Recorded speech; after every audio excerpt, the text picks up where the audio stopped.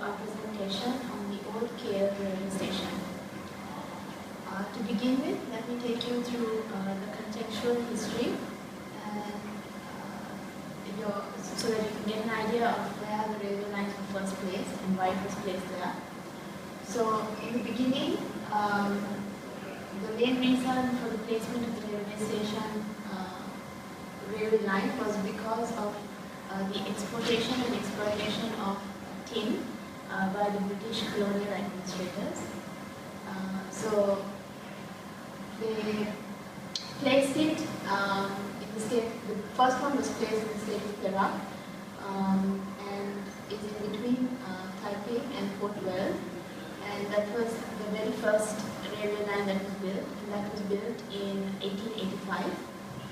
The second is in between Kuala Lumpur and Port Swettenham, and that is in the state of Port Klang. So the main reason they chose it was for the tin mining, and Taiping is actually the heart of the tin mining industry. So it was easy access to them, and that is why they placed it there.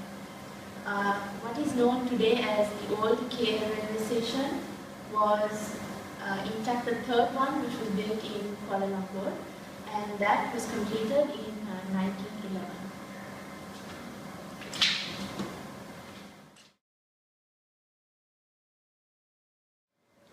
Good day again. So, the old railway station was designed in the 1900s. It was replacing another railway station due to the increase in demand.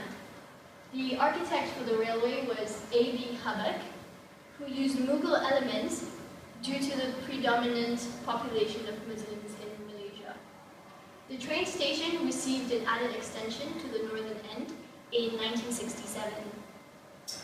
It was renovated and modernized. It was they suggested and thought not to replace any of the old elements. However, they had to use steel reinforcements as well as concrete due to termite damage. British Raj style. The old city center of KL is strongly characterized by the buildings similar to the railway station. These include Sultan Abdul Samad Building and the Independence Square. What has become referred to British Raj style was a result from British administration, and they adopted some of the Indian-British architectural styles, which is characteristically the domes and the horseshoe arches. These are the two buildings compared to each other. You can see the arches, the horseshoe arches, and the domes at the top, which show the similarity between the two. Thank you.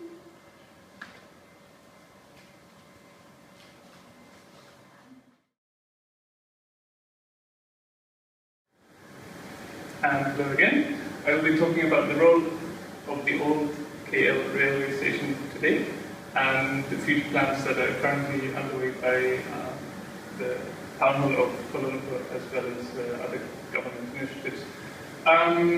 If you go to the KL railway station nowadays, you will realize that it's been sidelined by the new development of KL Central, which is just a couple of hundred meters further to the south. But that has resulted in the fact that a lot of travellers don't use KL, the old KL railway station, as a hub anymore. So you can see here in the modern day rail transit map that the old railway station has been completely sidelined by KL Central as the major transportation hub for the city. You can see it in other cities and countries around the world. They did manage to integrate their old railway stations into their modern transport networks, like you see in London and King's Cross and Waterloo stations, or Grand Central, New York.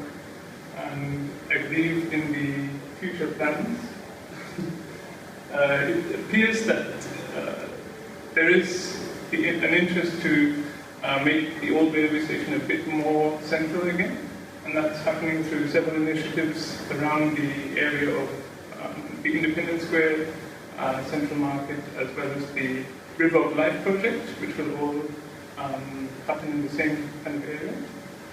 And as you can see on the government initiative websites such as Tamango, there are several initiatives going on trying to make iconic places in Kuala Lumpur more accessible and more central to the experience of tourists, but also of the citizens of the city. So we will hope to see the KL railway station in its old splendor used by more people